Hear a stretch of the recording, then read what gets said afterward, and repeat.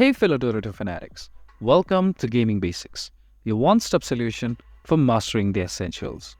Let's dive in and level up together. In this video, I'm going to show you how to get Disabler tokens for the newly added event called Crownfall in Dota 2.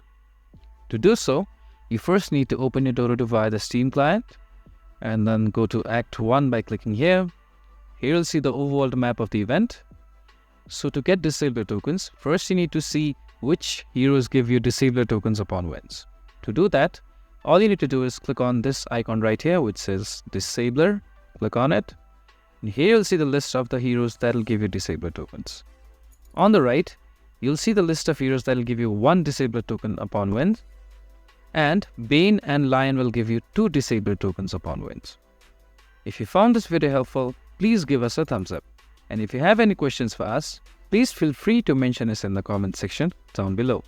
Also, don't forget to hit that subscribe button and ring the notification bell so you never miss out on our latest guides and tutorials. This has been your host Ace. Happy gaming!